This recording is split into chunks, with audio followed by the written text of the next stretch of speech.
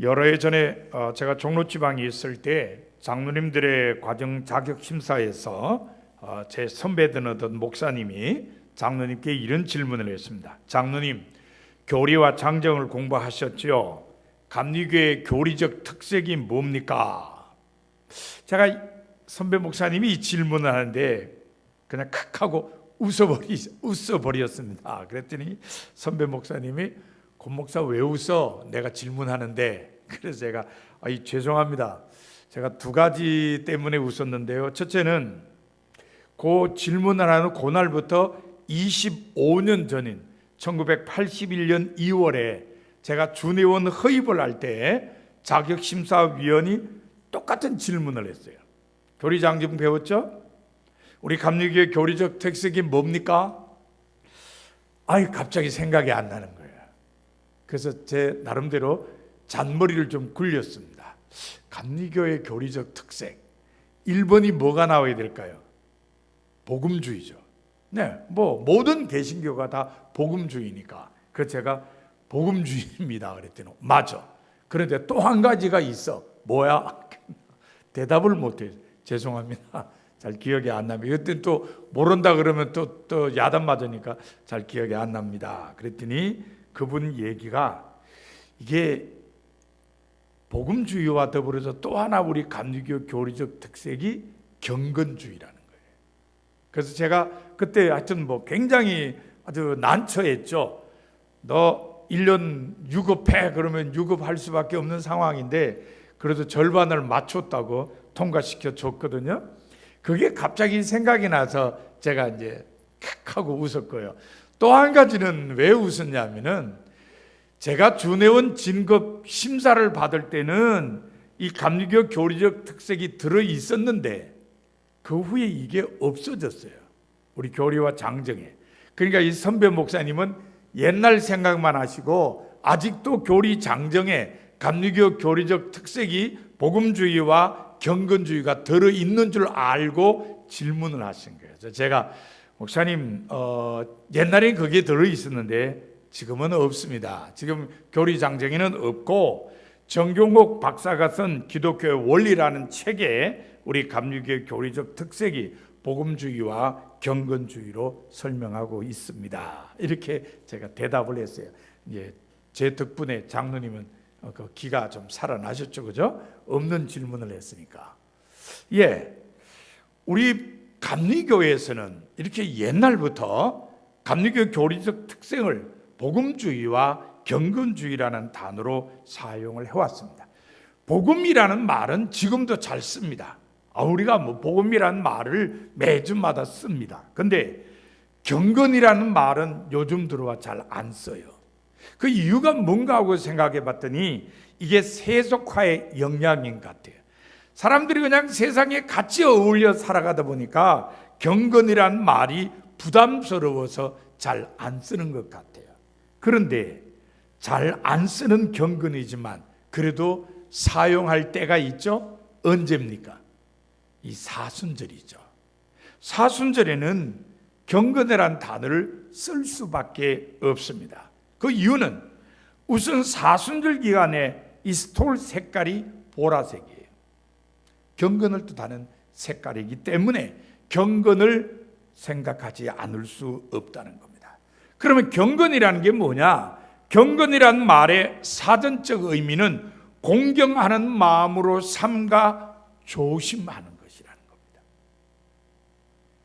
그렇다면은 언제 어느 때든지 성도는 모두 다 하나님 앞에서 경건해야죠, 그죠? 하나님을 공경하는 마음으로 삼가 조심해야 될 거 아닙니까? 그러나 문제가 있어요. 사람들에게 보이기 위한 경건도 많이 나타난다는 겁니다. 이런 것은 참된 경건이 아니다, 이렇게 말을 할 수 있는 겁니다. 신앙의 내면을 도외시하고 외형적인 모습에만 관심을 갖고 다른 사람들에게 보이기 위한 행동을 하는 사람은 디모데후서 3장 5절에 기록된 사도 바울의 말처럼 경건의 모양은 있으나 경건의 능력은 부인하는 사람들입니다. 그래서 하나님께서는 사도들을 통해 초대교회 성도들에게 참된 경건에 대해서 가르치셨습니다. 초대교회 성도들에게 신앙의 기본이 무언지에 대해서 가르친 야고보도 그 중에 한 사람이었습니다. 야고보는 자기가 쓴 편지를 통해 믿음의 형제 자매들에게 온전한 경건을 이루어야 한다고 요청했습니다. 오늘 본문은 그 대표적인 구절입니다. 야고보는 본문을 통해 온전한 경건을 세 가지 요소로 이루어진다고 말했습니다. 야고보가 말한 온전한 경건을 이루는 첫 번째 요소는 무엇인가? 말을 조심해서 하는 것입니다. 본문 26절에 보면 야고보는 이렇게 말했습니다. 누구든지 스스로 경건하다 생각하며 자기 혀를 재갈 물리지 아니하고 자기 마음을 속이면 이 사람의 경건은 헛것이니라.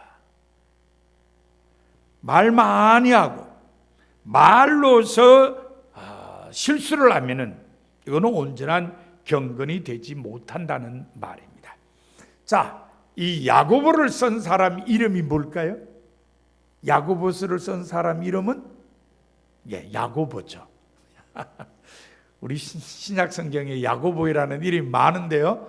이 야고보를 쓴 야고보는 어떤 사람이라고 알려져 있을까요? 예수님의 동생 야고보. 예수님의 동생 야고보가 이 야고보서의 저자라고 알려졌습니다. 예수님의 동생들이 몇 명이 있는데요. 처음에 예수님의 동생들은 예수님을 믿지 않았습니다. 그래서 마가복음 3장 21절에 보면은 자기 형인 예수님에 대해서 뭐라 그러냐 하면은 미쳤다. 그렇게 말을 했어요. 우리 형이 미쳤다. 요한복음 7장 4절에도 보면은 예수님께 대해서 자신을 세상에 나타내라 그렇게 빈정거렸어요. 너 잘났다.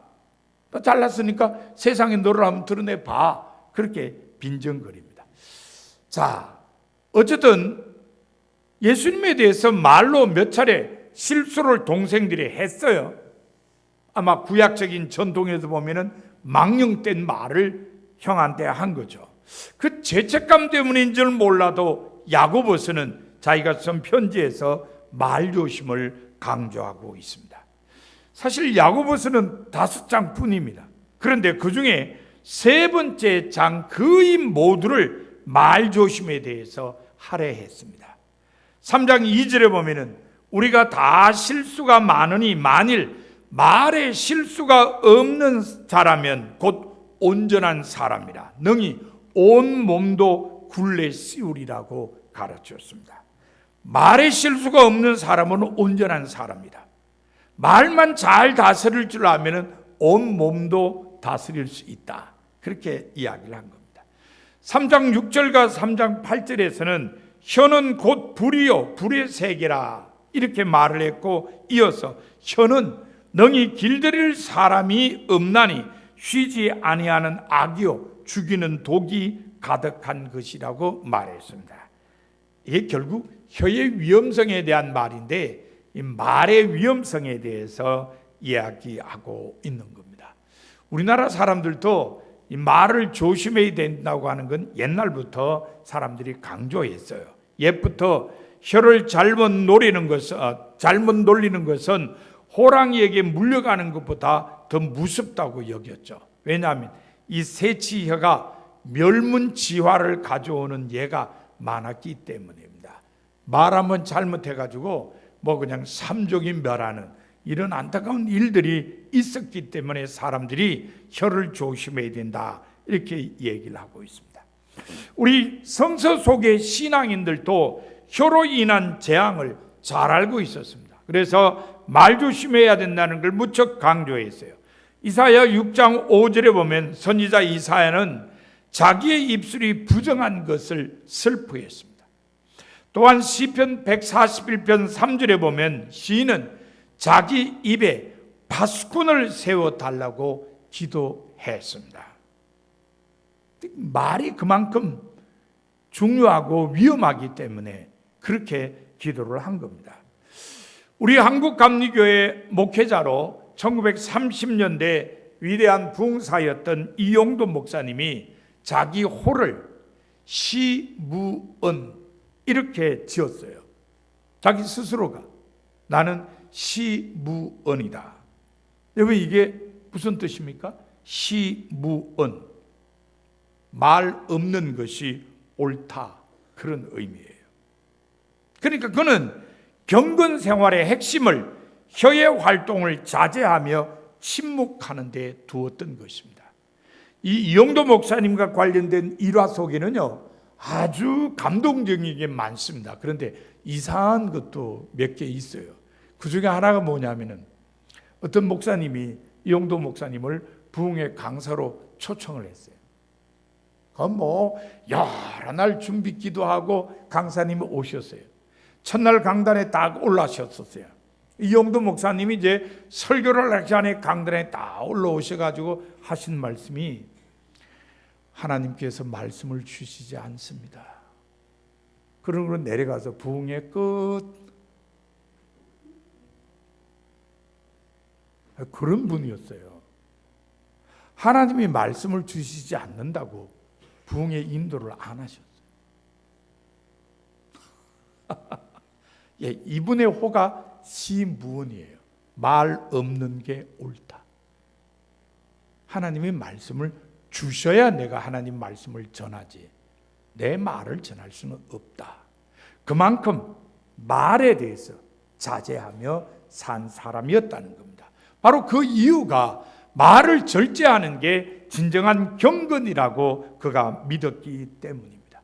그러므로 우리도 교회 안이나 밖에서 쓸데없는 소모적인 논쟁이라든지 남을 속이는 말들, 그리고 남에게 상처를 입히는 말 등은 삼가 조심해야 할 것입니다. 그것이 온전한 경건을 이루는 첫 번째 요소인 것입니다. 야고보가 말한 온전한 경건을 이루는 두 번째 요소는 어려움 속에 있는 사람들을 돕는 것입니다. 본문 27절 앞부분에 보면 야고보는 하나님 아버지 앞에서 정결하고 더러움이 없는 경건은 곧 고아와 과부를 그 환난 중에 돌보는 것이라고 했습니다. 고아와 과부는 어려움 속에 있는 사람들의 대표입니다. 따라서 고아와 과부를 돌보는 것은 어려움 속에 있는 사람들을 돌본다는 것입니다. 성서는 하나님께서 특별히 이 어려운 사람들에게 관심을 많이 기울이심을 증언합니다. 몇 군데 예를 들어볼까요? 시편 68편 5절에 보면 하나님은 고아의 아버지시며 과부의 재판장이시라. 이것 때문에 밀로 목사님이 은혜 받고 고아들을 돌보는 사회사업을 시작했다 그러죠. 그 다음에 시편 146편 9절에 보면 하나님은 객을 보호하시며 고아와 과부를 붙드신다. 신명기 10장 18절에 보면 하나님은 고아와 과부가 원통함을 호소할 때 이들의 원통함을 풀어주신다. 이렇게 기록되어 있습니다. 이러한 하나님의 관심은 율법에도 잘 나타나 있습니다. 율법에 보면요, 추수법이 기록되어 있는데요, 곡식을 거둘 때에 절대로 밭 모퉁이까지 다 베지 마라. 그리고 곡식을 베다가 이삭이 떨어지면 절대 줍지 마라. 구석에 남아있는 것이나 떨어진 이삭은 다 가난한 사람들의 몫이다. 주인이 절대로 건드려서는 안 된다. 과일도 마찬가지다. 뭐 이런 과일을 땄 때도 나무 꼭대기까지 다 딸 생각하지 말고 좀 남겨놓아라. 왜? 그건 가난한 사람들의 몫이다. 나그네와 고아와 과부의 몫이다. 그렇게 말씀을 주셨습니다. 안식년법도 그래요. 자, 6년 동안 농사를 잘 지었습니다. 7년째 되는 애는 그 밭을 묵혀야 돼요. 절대 농사 지으면 안 됩니다. 그게 안식년법이에요. 땅을 놀려야 돼요. 땅을 놀리지만 그래도 전년도에 떨어진 씨 때문에 곡식이 납니다. 절대 그 주인이 건드려서는 안 됩니다. 그건 가난한 사람들의 몫이라는 겁니다. 이게 아예 그냥 안식년법에 정해져 있습니다.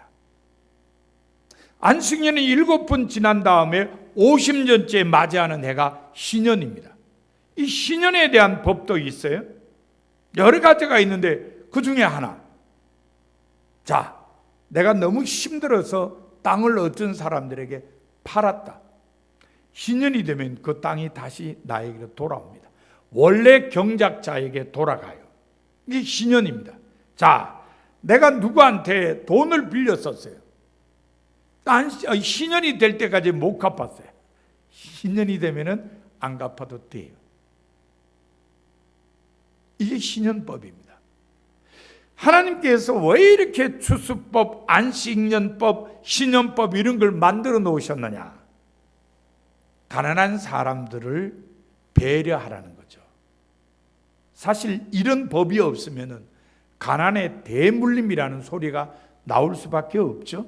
그런데 이게 있으면 가난의 대물림은 되지 않아요. 내가 아무리 어려워서 땅을 팔고 빚을 져도 신년이 되면은 원상복귀 되니까 내 자식들은 어렵지 않을 수 있어요. 바로 이것은 하나님께서 가난한 사람들에게 특별한 관심을 가지고 돌보시기 위해 만든 법이다 하는 걸 알 수 있습니다. 야고보는 바로 이런 게 진정한 경건이다 그렇게 말하고 있습니다. 사실은 사도행전에 보면은 이걸 경건이라고 이야기를 했구나 하는 걸 알 수 있는데 그것은 사도행전 10장에 등장하는 고넬료라는 사람을 통해서 알 수 있습니다. 자, 우리가 아는 대로 고넬료, 베드로를 초청해가지고 말씀 듣다가 그 집에 성령이 임해서 사람들이 다 세례받은 아주 놀라운 역사가 일어난 집이죠. 그런데 이 고넬료에 대해서 그가 백성을 많이 구제했다고 설명했어요. 그러면은 이렇게 구제를 많이 한 사람에 대해서 어떤 수식어를 붙였느냐? 경건한 자라 그랬어요. 네, 경건한 자. 왜? 구제를 많이 했으니까. 가난한 사람들을 잘 돌보았으니까 이 사람은 경건한 사람이다. 그렇게 사도행전이 말하고 있습니다. 그러면은 왜 어려움 속에 있는 사람들을 돌보는 것이 온전한 경건에 이르게 하는 요소가 되는가? 그 이유는 그렇게 함으로써 자신의 삶에서 사치와 허영을 없앨 수 있기 때문입니다. 남을 돌보는 사람일수록 사치와 허영을 버리게 되죠. 저렇게 어렵게 사는 사람이 있는데 내가 이래 살아 되는가 이런 생각을 한다는 겁니다. 저희 집에는요, 제가 바둑은 잘 두지 않습니다. 잘 두지는 않지만 둘 줄은 압니다. 제가 그래도 그 한국 기원에 가서 아주 기초 바둑을 배웠어요. 9급은 돼요. 제가 사실은 바둑을 배우고 싶어서 한국 기원에 가서 열심히 배웠는데 정석만 달달달 외우면은 바둑 되는 줄 알았더니 정석 다 외워서 9급쯤 되니까 그 다음엔 뭐 중반 전투 나중에 마무리 이거 다 배웠다 나 목회 못하겠다 해서 그만두었어요. 그런데 제가 인제에서 목회할 때에 이 비자나무로 만든 좋은 바둑판 하나를 선물로 받았어요. 이 현역 군인 하상관에 있는 사람이 저한테 바둑판을 줬는데 교회도 안 나오는 사람이었어요. 누가 교회 나왔냐? 부인이 교회 나왔어요. 근데 왜 저한테 이 바둑판을 선물했느냐? 사연이 있어요. 제가 인제교회 갔을 때 소녀 가장 한 명을 군청에서 저희 교회랑 자매 결혼을 맺어줬어요. 그래서 격주로 그 집에 가서 교인들하고 뭐 청소도 하고 빨래도 해주고 이런 일을 했어요. 이제 빨래나 청소는 한 달에 한 번 갔고 저는 이제 격주로 그 아이를 데리고 와서 병원에서 진료도 받게 하고 이 류마티스 관절염이 있어가지고 처음에는 원주까지 데려갔다가 나중에는 그 인제 아산병원에 의사가 자기 병원에서 할 수 있다 그래가지고 원주까지 안 가고 2주에 한 번씩 꼭 병원에 데려와서 치료를 받게 했어요. 그런데 우리 인제감리교회 교인들이 한 달에 한 번씩 그 집에 빨래하고 청소하러 가기만 하면은 정말 수고를 많이 했는데 아주 마음들이 아주 그냥 기쁨으로 가득 차서 돌아왔어요. 아주 웅막 같은 집이고 할아버지가 좀 일을 하고 할머니는 안전뱅이였어요. 일어나지는 못하는 분인데, 그러니까 뭐 집이 엉망이죠. 뭐 그 자녀는 없고 손자 한 명, 손녀가 있는데 그 손녀가 이제 소녀 가장으로 등록이 돼가지고 저희가 이제 도와주는 거죠. 근데 거기에 몇 분의 여성 회원들이 같이 다녔는데 그 중에 한 분이 제가 말씀드린 군인의 부인 집사님이었어요. 근데 나중에 이 남편이 비자나무 바둑을 저한테 주면서 하는 이야기가, 우리 집사람이 아침에 눈만 뜨면 그냥 좋은 집으로 이사 가자 그랬다는 거예요. 이게 군인 사택에 살고 있는데 좀 좁기도 하고 이러니까 좀 넓고 좋은 집으로 이사 가자고 노래를 불렀다는 거예요. 그런데 어느 날부터 자기가 가만히 보니까 자기 집사람이 이사 가자 소리를 안 하더라는 거예요. 이게 웬일인가 하다가 어느 날 너무 궁금해서 물어봤대요. 요새 당신 왜 이사 가자 소리 안 하냐? 그랬더니 이 집사님 얘기가, 우리 교회에서 한 달에 한 번씩 소녀 가장 집에 청소하고 빨래하러 가는데 거기 가봤더니 우리 집은 궁궐이야. 그렇게 이야기를 했다는 거예요. 그래서 그 남편이 저한테 너무 고맙다고 그래서 비자나무로 만든 바둑판을 선물로 준 것입니다. 바로 그거예요. 어려움 속에 있는 사람들을 돌보다 보면은 자기도 모르게 자기 경건을 이루어 간다는 것입니다. 그래서 야고보가 어려운 사람들을 돌보는 게 온전한 경건을 이루는 두 번째 요소라고 말한 것입니다. 야고보가 말한 온전한 경건을 이루는 세 번째 요소는 새 속에 물들지 않도록 자기를 지키는 것입니다. 본문 27절 뒷부분에 보면 야고보는 하나님 아버지 앞에서 정결하고 더러움이 없는 또 하나의 경건은 자기를 지켜 새 속에 물들지 아니하는 그것이라고 말을 했습니다. 누구든지 자신을 지킬 줄 모른다면 그는 곧 새 속에 물들게 될 것이고 경건 생활은 파탄에 이르고 말 것임을 가르친 말입니다. 자신을 지킨다는 게 결코 쉬운 일은 아니죠. 그래서 잠언 16장 32절에 보면 자기의 마음을 다스리는 자는 성을 빼앗는 자보다 낫다라고 말을 했습니다. 자신을 지킨다는 게 얼마나 어려운지는 다윗을 보면 알 수 있어요. 다윗 왕은 이스라엘 사람들이 성군이라고 부르는 왕입니다. 정말 하나님께서 함께해 주셔서 전쟁마다 승리했고 하나님께서 복을 주셔서 태평성대를 누렸습니다. 어려움이 없었습니다. 그런데 무엇 때문에 어려움 당했죠? 자기를 지키지 못해서 어려움을 당했습니다. 어느 날 잠 좀 일찍 자다가 잠이 깨가지고 잠이 안 오니까 산책하러 저녁에 나갔다가 저 밑에 어느 집에서 여인이 목욕하는 걸 보게 되었습니다. 그래서 여인을 불러서 누군지 확인하고 동침을 했죠. 아이를 가졌어요. 이거 팔로 나면 큰일 난다 싶어서 그 남편을 불러서 동침하게 하려고 했더니 이 남편이 군인 정신이 또 투출해가지고 집에 안 들어가네요. 그래서 나중에 그 남편을 전쟁터 제일 최전방에 내서서 죽게 만들었습니다. 깔끔하게 정리하고 그 여인을 아내로 데려왔어요. 사람은 몰라요. 하나님은 아시죠. 그래서 하나님께서 나단 선지자를 보내서 책망을 했습니다. 죄값을 받았어요. 어떻게? 태어난 아이는 죽고 훗날에 압살롬의 반란 때문에 다윗이 어려움을 당했죠. 자기를 지킨다는 게 어렵습니다. 하지만 어렵고 힘들지만 그것은 가치 있는 일이요 하나님께서 대가를 주시는 일입니다. 야곱의 아들 요셉을 생각해 보십시오. 요셉은 애굽의 보디발 집에 팔려갔습니다. 정말 열심히 일했어요. 그래서 보디발이 집안 가정 총무를 세웠습니다. 조금 편해졌다 싶었죠. 근데 보리발의 아내가 유혹해 왔습니다. 자기를 지켰죠. 그 결과 옥에 들어갔어요. 옥에 들어가는 건 인생 그냥 밑바닥 속에 들어간 겁니다. 하지만 하나님께서는 오히려 그것을 기회로 만들었습니다. 신하들을 만나고 신하들의 꿈을 해석해 주고 나중에 왕을 만나 왕의 꿈을 해석해 줌으로써 총리가 되었습니다. 자기를 지킴으로써 하나님께서 귀하게 쓰는 일꾼이 되었다는 걸 알게 됩니다.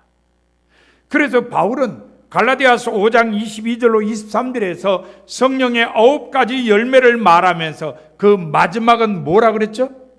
절제다 그랬어요. 절제, 자기를 지키고 통제하는 것이라고 말한 것입니다. 그러므로 누구든지 온전한 경건에 이르려면 절제 미덕이 있어야 합니다.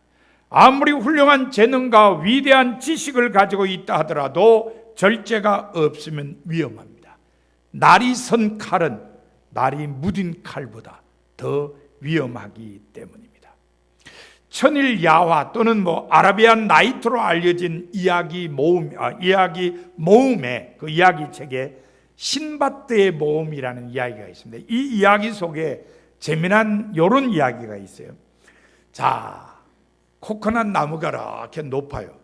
코코넛 열매가 달렸어요. 저걸 먹어야 되는데 나무가 너무 높아서 올라가기 힘들어요. 근데 위에 보니까 원숭이들이 있어요.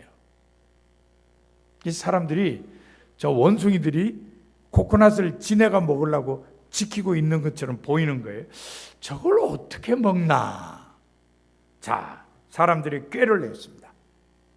원숭이 저 위에 있잖아요. 원숭이를 향해서 돌을 던집니다. 그러면 원숭이들이 어떻게 할까요? 화가 나죠. 지네들을 향해서 돌 던지니까 화가 이렇게 납니다. 화난 원숭이들이 뭐 하는지 아세요? 코코넛 뜯어가지고 던지는 거예요. 그래서 사람들은 올라가지도 않고 코코넛을 얻게 되는 겁니다. 반대로 원숭이는요, 자기들의 먹잇감을 다 사람들한테 던져버리는 거예요. 화난다고 자기들의 먹이를 다 사람들에게 던져버리는 겁니다. 예, 자기를 지킬 줄 모르면 이 원숭이들처럼 자신의 보화를 잃게 되는 것입니다. 범죄의 요소가 되는 것뿐만 아니라 죄가 되지 않더라도 쉽게 세상 풍조에 휩쓸리는 것은 우리가 견제해야 됩니다. 예를 들어 아브라함과 하갈의 관계를 생각해 봅시다. 사라가 아이를 낳지 못하니까 하갈을 아브라함과 동침하게 했습니다. 그 당시 사회에서는 아무 문제가 없는 일입니다. 사회적으로 다 용인이 되어 있는 일이에요. 죄가 아닙니다. 하지만 하갈이 아이를 가짐으로써 갈등이 생기고 아이가 난다면 또 아이대로 나가야 되고 이런 가정의 갈등이 생겼습니다. 세상 풍조를 따르다 보니까 그런 문제가 생기고 만 것입니다. 따라서 덕이 되지 않는 세상 풍조에는 물들지 않아야 한다. 그렇게 되도록 자신을 지켜야 한다는 겁니다. 그래서 바울은 로마서 12장 2절에서 이 세대를 본받지 않는 것이 하나님께 자신을 드리는 헌신이요 영적 예배라고 했습니다. 그러므로 우리는 세속에 물들지 않도록 우리 자신을 지켜야 합니다. 그것이 온전한 경건을 이루는 세 번째 요소입니다. 사랑하는 성도 여러분, 오늘은 사순절이 시작되는 성회 수요일입니다. 사순절은 예수님의 삶과 가르침 그리고 고난을 묵상하며 경건의 삶을 살아야 하는 절기입니다. 여러분은 어떻게 경건의 삶을 살기로 결단하십니까? 하나님께서 오늘 야고보를 통해 온전한 경건을 이루는 요소를 여러분에게 가르쳐 주셨습니다. 바로 말을 조심하는 것과 어려움 속에 있는 사람들을 도우며 사는 것, 그리고 세속에 물들지 않도록 자기를 지키는 것입니다. 여러분 모두 하나님께서 원하시는 대로 온전한 경건을 이루어 하나님을 기쁘시게 해드리며 사순절을 지내는 성도가 다 되시기를 바랍니다.